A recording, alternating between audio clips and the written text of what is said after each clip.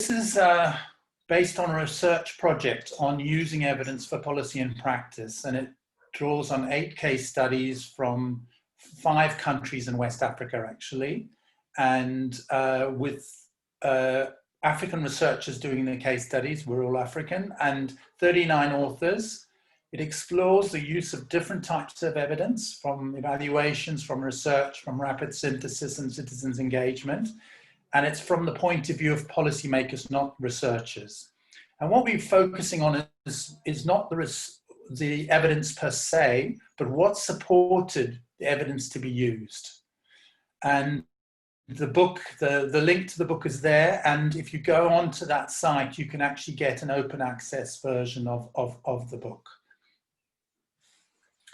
So these are the chapters, and chapter 3 is the framework. 4 looks at M&E culture in the public service in Benin, Uganda, and South Africa. And then we've got the 8 cases, and finally a lessons chapter. And just in terms of the context that we're dealing with, this research was research done through the Twende Mbele program, which is also based, the program manager is based in Clear, and it works with African governments on promoting M&E. And this data is actually for South Africa, Uganda, and Benin, but I'm just focusing on the South Africa ones, bearing in mind that the audience is probably South African.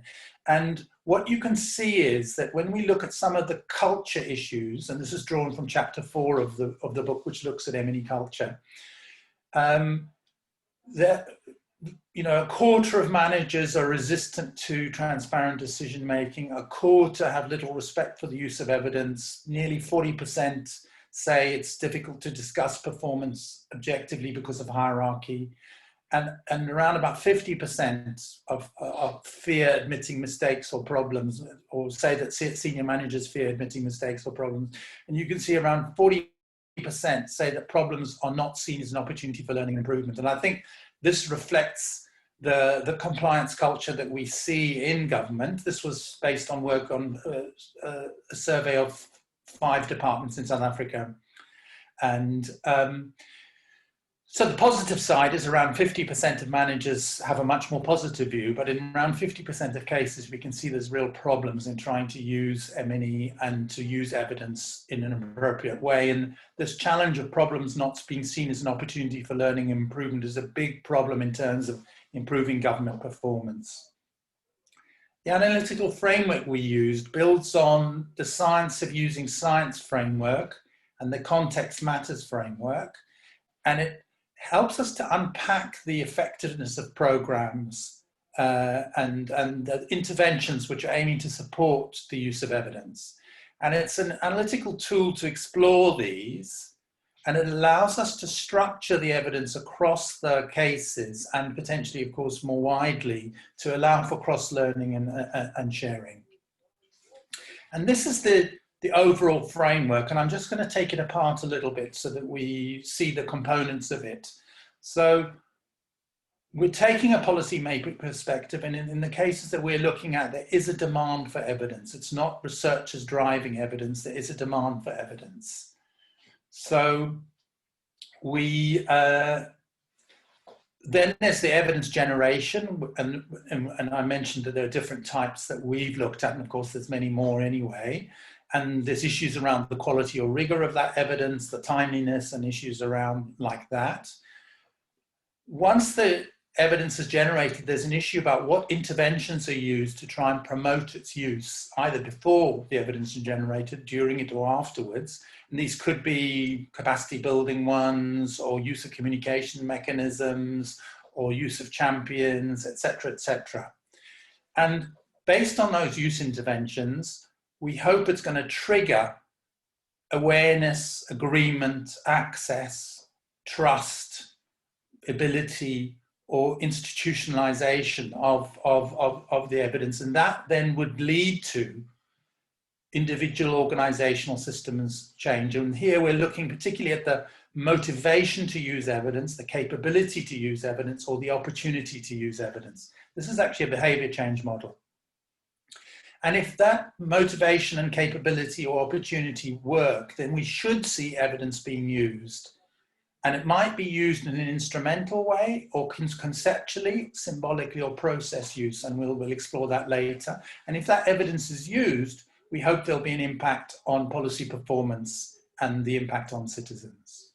But of course, this also operates within a context, and you've got the macro context, the external dimension, the way the broader political system works, the way broader government works, the relationships between the state and non-state agents, and then you've got the internal dimensions to individual organizations, and we'll explore that a little bit more later.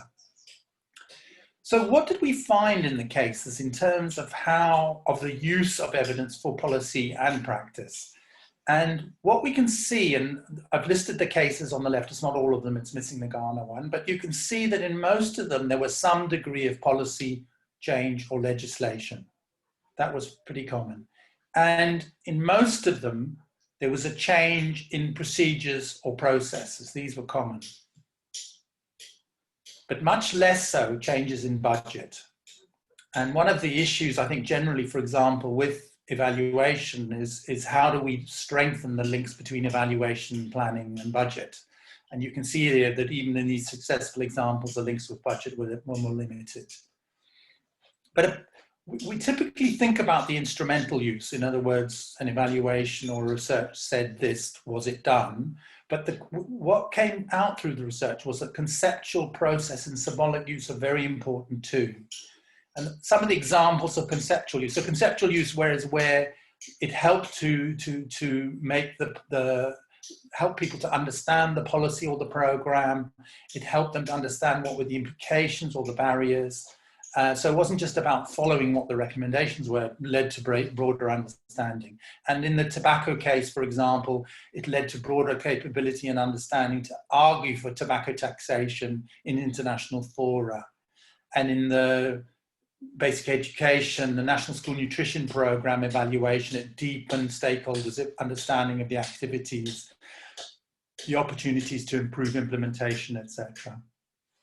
We saw examples of process use. Again, for example, with the basic education example, the theory of change workshops brought together stakeholders, and this led to some direct benefits to stakeholders immediately in terms of them being able to understand better how the intervention was supposed to be working, which had immediate impacts. And symbolic use is often used only in a negative sense. In other words, its evaluation was used, but they knew already what they wanted and the answers fitted the preconceived ideas. That's typically what's sometimes refers to as policy-based evidence. But we also use the idea of positive symbolic use. And for example, the agriculture evaluation in Benin was one of the first evaluations commissioned through the presidency in the national evaluation system. And this actually helped to enhance the perceived importance of evaluations. And similarly, the procurement, the case of the procurement evaluation in Uganda, it demonstrated to the public procurement and disposal of assets agency the importance of evaluations in the review of regulations and guidelines. And we also saw a set of unintended uses. So for example, the lessons from the citizen engagement in the wildlife case were then applied in the Parliament of Kenya to draw lessons and draw up guidelines for public participation more generally. And there was cases of rebuilding trust between government and stakeholders, used for teaching, promoting further research. So we could see examples of changes in capability, motivation, and opportunity. So in terms of changes in capability, a good example was with the Benin agriculture case, where the producer's capability was enhanced in terms of the content. The content of the policy area that was being looked at, in terms of how to use evidence, and the confidence to play a leading role in terms of the policy process. And that was one of the outcomes of the evaluation, that the Producers Associations got a much stronger role. We saw examples of changes in motivation. So for example, the Parliament of Kenya, in the example I quoted, they used the example, the lessons, they were motivated to use the lessons from the one case to develop guidelines for participation to apply more widely. And we also saw the stimulation of opportunities to use evidence. For example, in the violence against women and children case, the dialogue process involved National Treasury, and this enabled the opportunity to use the budget process to increase the funding for violent prevention. And in many cases, it was the combination that actually led to change.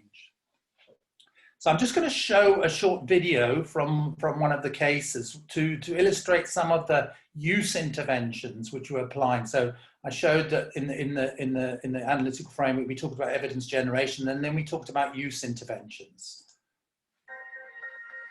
Between 2014 and 2016, we did a diagnostic review looking at how the government is responding to violence against women and children. We established evaluation steering committees, and that helps us to bring multiple stakeholders in the process of designing and implementing the evaluation. We also have the technical working group, which means that you bring in also other departments in the framing of questions and not kind of bringing them later on. Also, that all evaluations go to cabinet, which means you have multiple ministers and heads of departments hearing about the results of the evaluation. You also have management response, which means that when we have a report, management must actually take account of that report and commit to responding to the recommendations. And then lastly, we have an improvement plan. So that's Matodzi Amisi, who's also between from 2014. So then when we try and analyze what are the use interventions, we can look at what's the mechanism that is triggered. And I showed you an example of awareness, agreement, trust, etc. So what mechanisms trigger? What were the interventions that triggered that? So in terms of awareness of the potential of evidence, some of the interventions that we saw were training and awareness raising on the value of evidence, the training of citizen groups to demand accountability. In terms of building agreement, understanding and commitment, we saw dialogue processes. We saw the use of evaluation steering committees to formalize partnerships. In terms of promoting access, we found examples of using accessible short reports and policy briefs, the use of workshops, the use of knowledge repositories. In terms of promoting interaction and trust, again, the dialogue processes, workshops, we saw breakfast meetings, knowledge brokering roles by the central government department like DPME in South Africa, or the M&E units of individual departments, and in some cases from civil society too. We saw networks and communities of practice.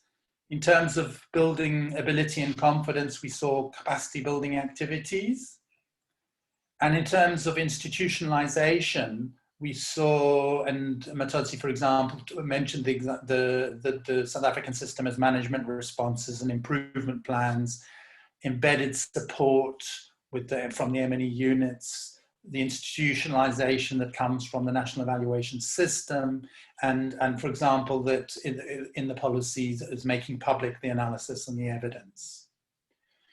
So when we look at those interventions, some of them are actually associated with having a national evaluation system. And the three countries three of the countries that we looked at, 3 of the 5 countries have a national evaluation system, Benin, Uganda, and South Africa. And some of the examples of interventions, these are use interventions which promote use, which were institutionalized through the national evaluation system, is you've got a system for institutionalizing demand through national, provincial, and departmental evaluation plans in different countries of some different sorts. We've got elements which promote ownership, for example, having evaluation steering committees, developing some of the components of the evaluations or research process with stakeholders, the capacity building of key stakeholders.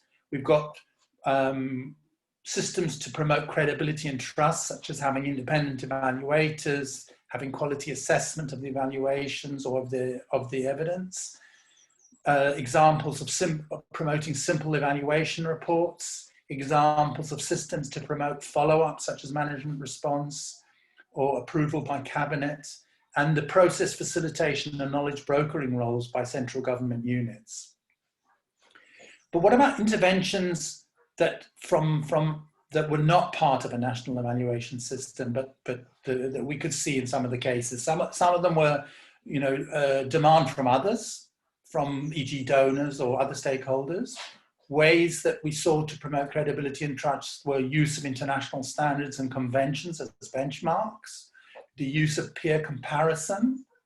Ways that we sought to promote ownership were doing an effective situation analysis to understand who the key stakeholders were that needed to be involved, creation of coalitions, outreach to communities, interesting examples of different dialogue methods, which, for example, are not part of the national evaluation system, the developing templates and processes for stakeholder inputs, etc.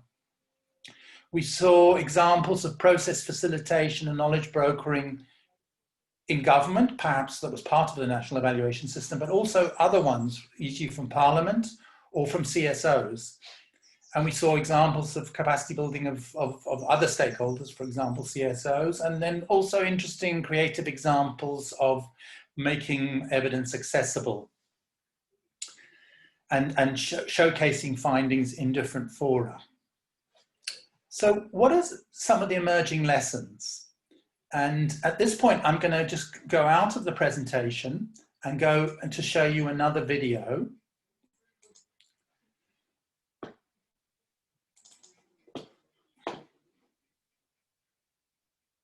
So one of the important lessons that emerge from the case studies is that the evidence journey takes place within a context, and there are multiple factors that influence how the journey plays out and whether or not the evidence is actually used. How important is the policy issue that's being explored? Policymakers are juggling a variety of different priorities. The higher the priority this particular policy issue is, the more likely the evidence is going to get attention. So an example of where the policy issue is significant is in Ghana. What you had there is in 2008, all of the heads of state across Africa had signed on to a declaration really committing themselves to improving the sanitation sector. And this was an important driver. Another example of where the policy issue is significant was in terms of the level of financial investment that has been made in a particular policy issue. Other contextual influences that we identified in the cases is catalysts of change, for example. We had an event or a crisis which was taking place in the country. Kenya is a very good example of that, where you had a poaching crisis. And so there was pressure for the country to do something about the policy at the time. And therefore, there was a lot of interest in the evidence journey and the fact that the evidence journey was used to bring about a positive change. The broader factors within the broader political and social environment are also important. Timing. The closer an evidence journey is, for example, to an election, the less likely you're going to have policymakers interested in the evidence itself, as their attention is going to be diverted elsewhere. And the institutional environment, so factors within the institutional environment featured very strongly across all of the case studies. Structures and processes, whether or not you have a national evaluation system in place. Are there evidence champions, particularly if the evidence champions are leaders? So in the case of the tobacco case study, for example, the champion here was the director of CREST. In this case, the individual was very well connected, had some very strong relationships across the regions, and was able to draw on these relationships to enable the evidence journey. Okay, so I'm going to go back now to the presentation.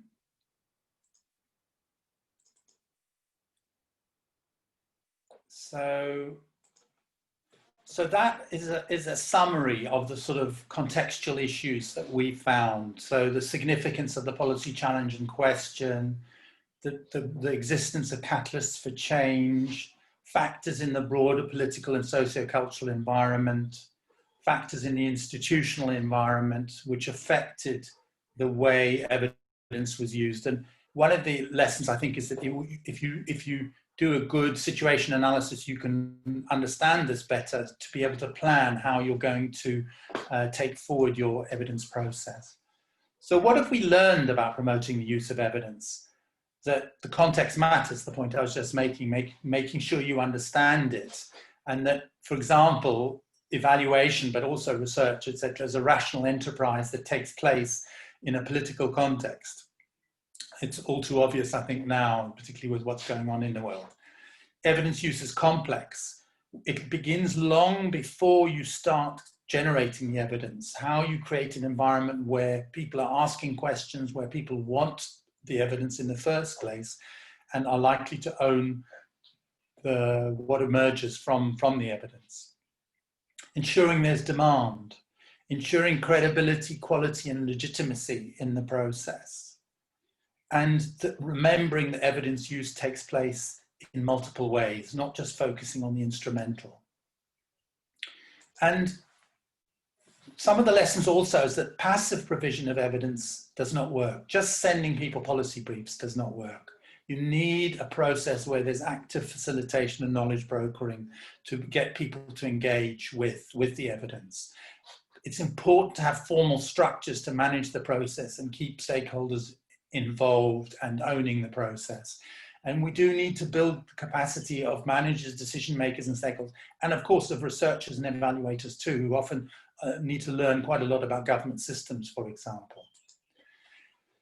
And there's lots of ways we need to package and communicate evidence simply and effectively, starting of course from language issues, just trying to use plain English or plain French. Ensuring the evidence is relevant to the policy concerned, providing realistic solutions, being as specific as possible, recognizing the values of the recipients, and so tailoring both the process and the way you're communicating to those, making sure your formats are readable and accessible, and having an evidence system like a national evaluation system makes some of the elements automatic. So now just some words from Clear's director, Dugan Fraser. The book is a really important contribution to the work that we do, and it's important because it's based in real life experiences. So this isn't some theoretical exercise. It's a case of people really talking about things that have happened and locating it in African realities. And if there's one thing we know about Africa, it's a very diverse place. There's a very wide range of experiences, very different contexts.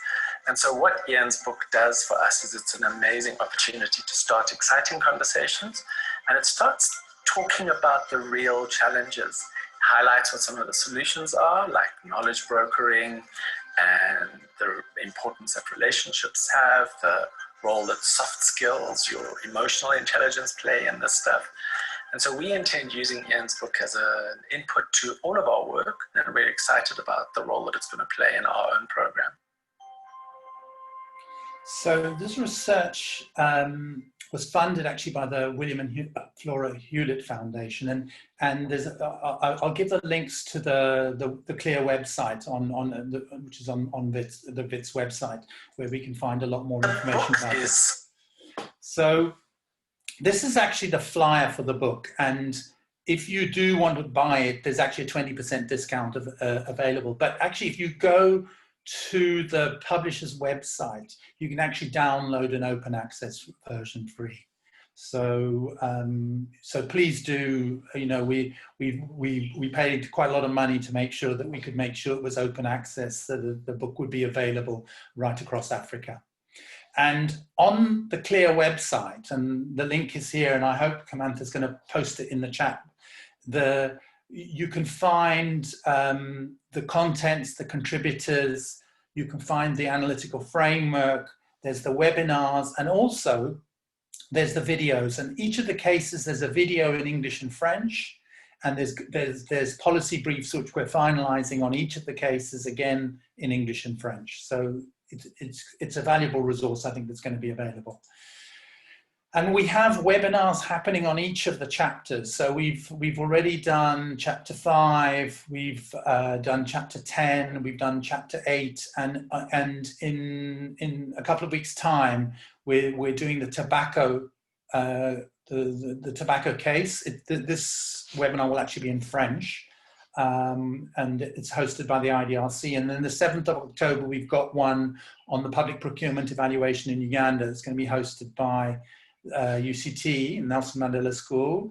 And then 14th of October, we've got the contribution of civil society generated evidence to sanitation in Ghana, and that's hosted by ID Insight. And there's others that are going to happen November, December, January, February as well. So do join us for those. And I hope that you use the material, and we'll be really interested to see if people test out the framework with their own experience and what they find when they do that.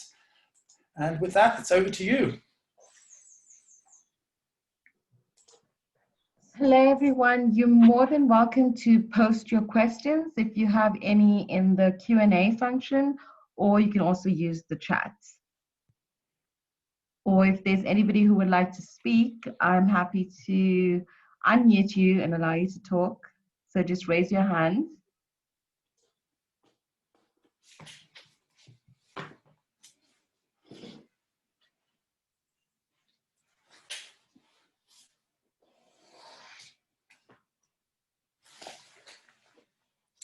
So I can see there's Ngwato. Yeah, I've unmuted.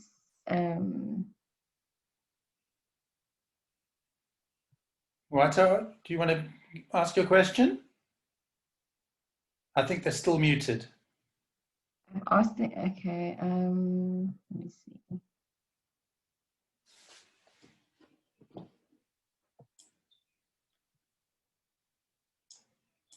I've allowed her to speak. I'm not sure, him or her to speak. I'm not sure what.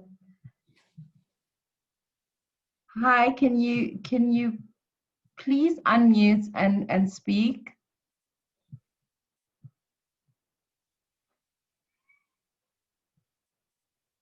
Okay, I'm not sure what's happening. Is there anybody else who would like to ask a question?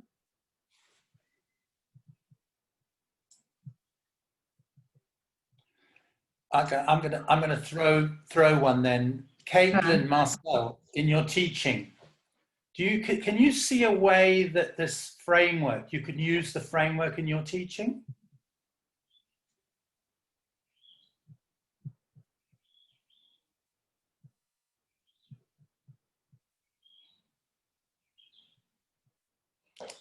I've asked Caitlin to unmute as well.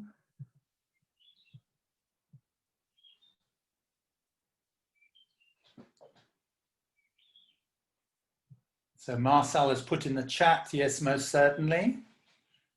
Do you want to say a bit more, Marcel? How would you imagine doing that? Oh my goodness, why?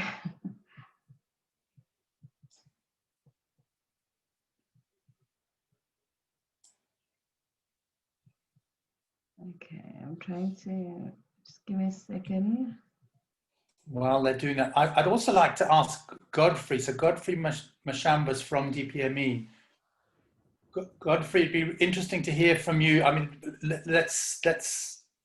Marcel's going to speak in a minute, but maybe just think about, you know, if you think about those use interventions, how could you start to institutionalize some of those use interventions into DPME's work? But Marcel, I think you're ready to speak.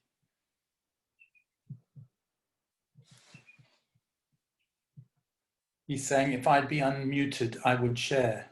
I've unmuted him from my side, so I'm really not sure. Yes, I'm here. Okay. Okay, here we Am I go. audible? Yes, yes, you can hear you. Thanks, Samantha. Hi, Ian. You were asking if we could use it and how we could use it. You know, the one sentence I always start whichever program we teach out with is M&E is pretty useless. Unless it gets used, right? And all too often, unfortunately, the data just doesn't get used. And all too often, we don't pay sufficient attention. We assume, and this applies to, you know, like expensive evaluations, as much as it applies to regular monitoring data. So being intentional about it right from the onset, and as you've also said, Ian, having the right systems that will, you know, help us to engage with the evidence, but also make it transparently available, right? So that this evidence cannot just be used selectively, and I pick whichever I want, but that it's available to a range of stakeholders and we all can make our own sense of it. And that, of course, is, I think, the crux of the matter. And we'll hear from your DPME colleagues just now. That, you know, once we do that, we, of course, open ourselves up to greater criticism, to more transparent data, you know, and that in turn could lead to different interpretations of that data. But yes, certainly I've taken screenshots, and of course it's not my first time listening to you on this, and the fact that it's available will you know, greatly facilitate us using your arguments. Caitlin, do you want to add anything to add to that? I think Marcel has done quite a good job of highlighting some of the key problems. Okay, all right. Godfrey, do you have something you would wish to say? I mean, the key practical thing for me in this very much is around how we can use those use interventions to be purposive about trying to make use happen. And so I see Godfrey is no longer there, but maybe Hello, for example. Can you think of some examples from a DPME perspective about how one could be purposive in allowing, in trying to bring these youth interventions into DPME's work? Am I muted? Hello. Am I audible? Can you now hear me? Godfrey is there. Sorry, I thought he'd gone. So Godfrey, do you want to just respond yourself first, and then maybe we can go back to Hello? All right. If Rahel wanted to comment, I think she can go first, because I am still learning a lot in terms of understanding how the current system works. But my observation, rather, if I can comment now, is that you know, the established system of management response after an evaluation has been completed, and the system of improvement plan, having the agency that has been evaluated, whose program has been evaluated to formulate a management plan and improvement plan. It's a useful tool conceptually, but in practice, it poses its own problems. There is a need that I see to involve the agency that needs to be evaluated from the beginning, to assess carefully the demand for evidence, who needs that kind of evidence from evaluation, and to see how those stakeholders can be involved in the process of scoping the evaluation right at the onset, to help to improve the intentionality from the beginning. So I think those are some of the things, ideas that I have early enough to try and look into, to see how we can improve the use of evaluations and the results. But other than that, I think evaluations are very important for researchers as well, to improve the practice and learning on the evaluation practice itself, other than being by the agencies that implement programs. Thank you. Thanks, Godfrey. Thanks very much. Can you now hear me? Who's speaking? Nwata. Is it Nwata, isn't it? Nwata, yeah. Nwata. Okay, Nwata, go for it. And then we'll take Hello afterwards. Yeah, no, I wanted to check your experiences with issues around trust deficit. How can you best utilize evaluations techniques to deal with that? Because I think for me, it may not be enough to say the dealing with those issues, you measure them on the basis of satisfaction of, if you are to use community as a key stakeholder, because we always assess that between politicians and the communities in terms of how they interact each other. And yeah, my point is the trust. How do you deal with the issues of trust deficit from your experience and all that? Yeah, thanks very much. So Mwata, there's a broader issue about trust, for example, of citizens in government, which is not necessarily going to be dealt with through evidence processes, except it can be helped. But because, for example, if government is making evidence public, so for example, the evaluations, DPME's evaluations, once it's gone to cabinet, and those evaluations are made public on the website, so the public are able to access it, see what government is doing, looking at its, reflecting on its own performance. So that is a way that the wider society can get more confidence in government. But evidence per se is not going to build the public's confidence in government. But I think one of the key issues around trust that we wanted to bring up with is, if, for example, policymakers do not trust researchers, then they will not look at the evidence that the evaluators or the researchers are generating. So we need to believe civil society is generating evidence. How can we build the trust relationship between those civil society organizations, like in the Ghana case here, with government, so that government is also using evidence that's generated from civil society. So we need to separate it a little bit from the broader, do citizens trust government? Maybe Hello, do you have any thoughts yourself?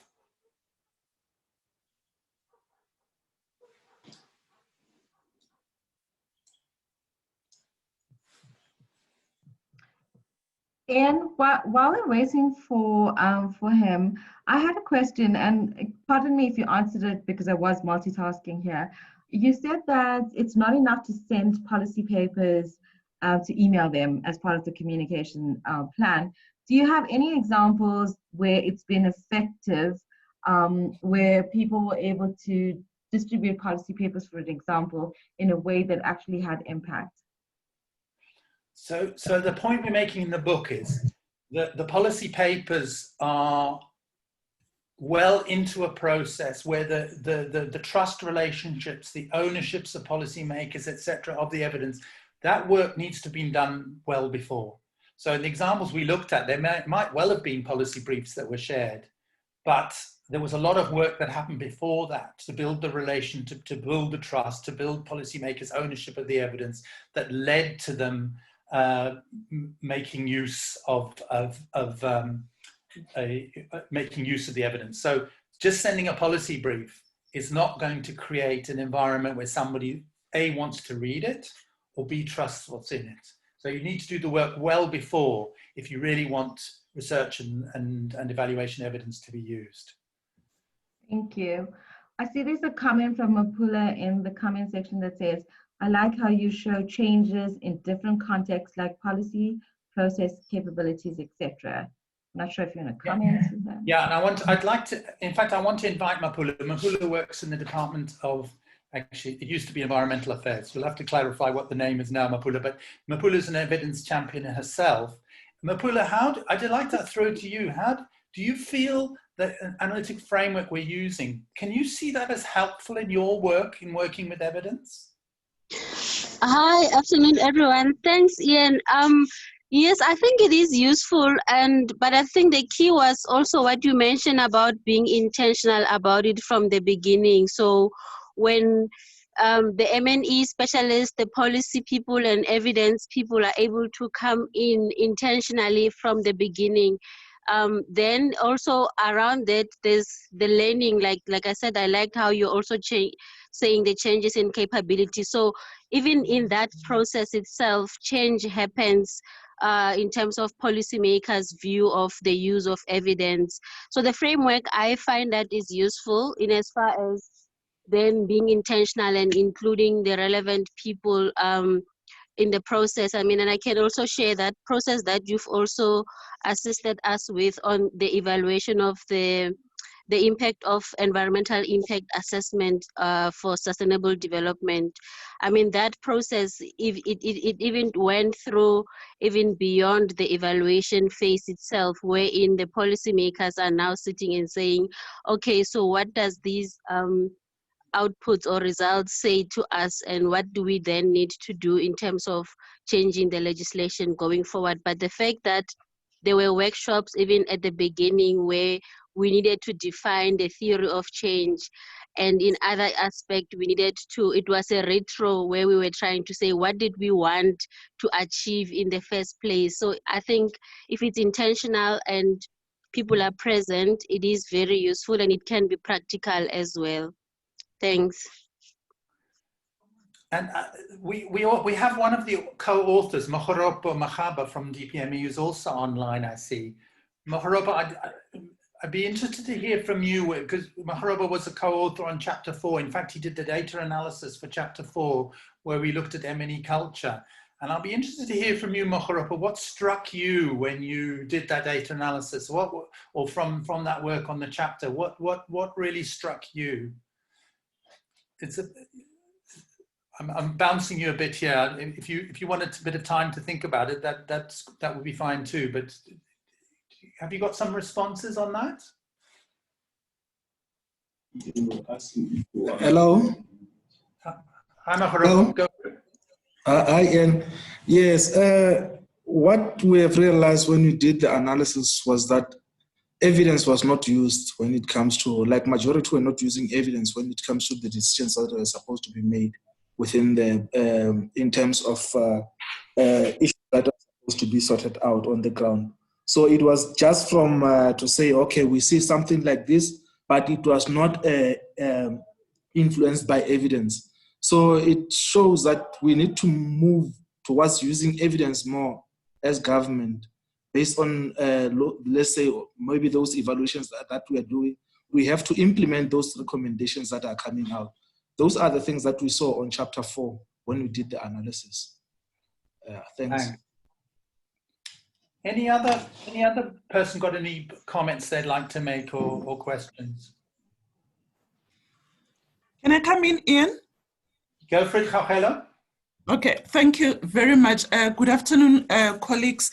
I just wanted to say, for me, basically, and coming from evaluation perspective, and taking into account how we were developing our national evaluation plan, I picked up that that is where the gap was happening between policymakers and our executives. Although we'll come up with a systematic way of developing our national evaluation plan as government officials, we lacked, we were not extensively consulting with our policymakers at the level of our executives.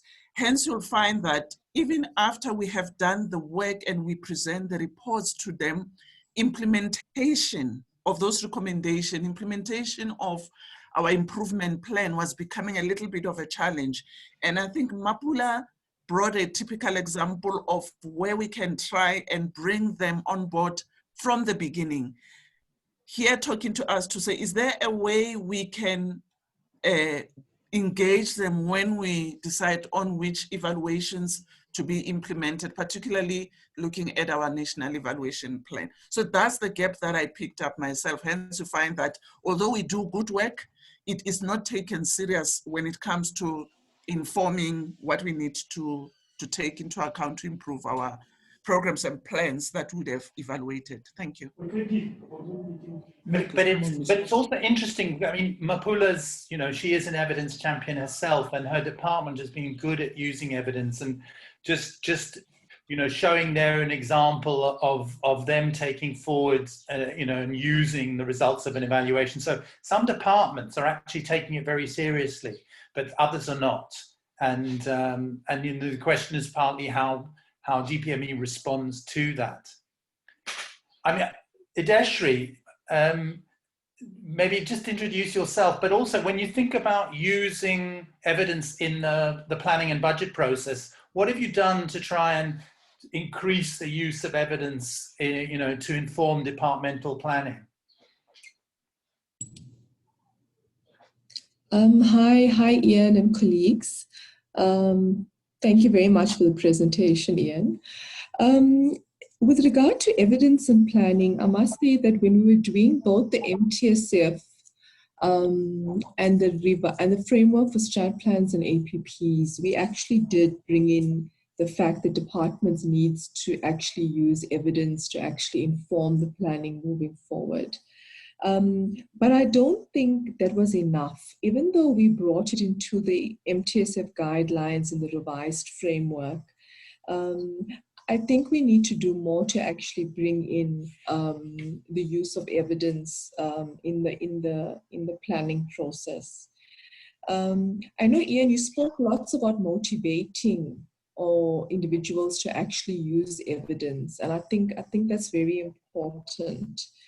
What we've also noted is that departments spend lots of both energy and funds on evaluations or to generate evidence, but we don't see it coming across in the planning process. This issue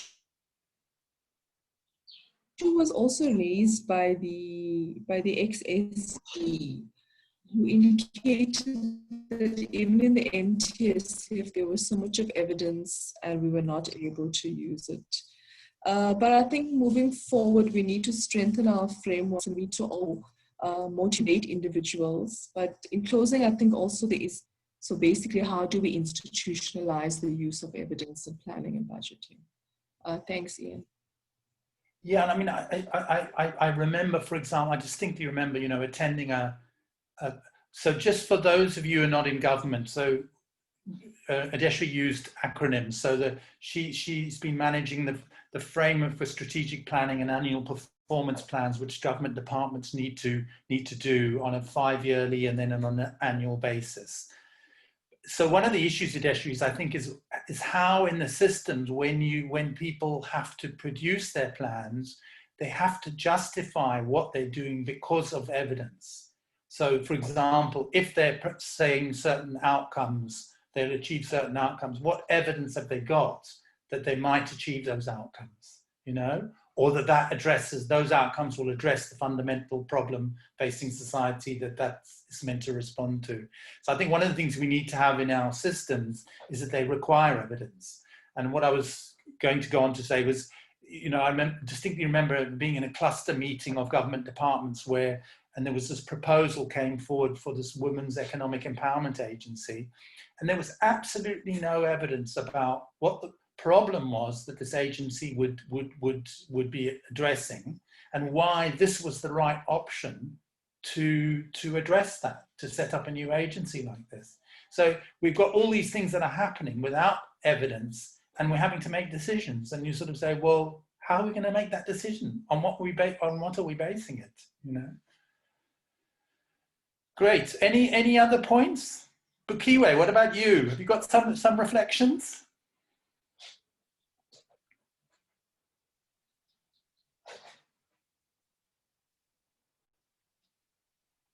Also an ex DPME, I think. Bukiwe, do you want to give some reflections?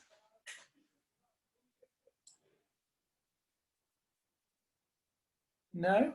Anybody else want to make a comment or ask a question? Either of me or some of those other people that have spoken.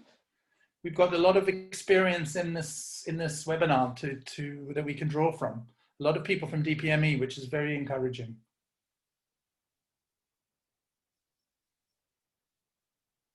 Well, I think we're getting towards a natural pause, Kamantha. So maybe. Yeah, and it's also 10 to 2. So I just said I'll flag it with you when it's 10 to 2 as we approach your load shedding schedule. So do you want to, so I just a reminder that I've sort of signaled some follow-up webinars if people are interested. So there are these webinars and there are the resources, and you know, please do download the book and be very happy to have any comments. Kamantha, do you want to say anything more about the next masterclass? Yes, we actually have a change in our masterclass. So next week we will be looking at ethics, and the following week we'll have data governance. We just had to make that swap because one of our academics was not available, but I will send out a notice to everyone. Ian, thank you so much for your time. Thank you for your presentation. Super interesting, even for someone who doesn't know much about M&E. So thank you for that. And yeah, have a good evening. Good afternoon, everyone. Thanks, everybody. Have a good rest of your day. All right.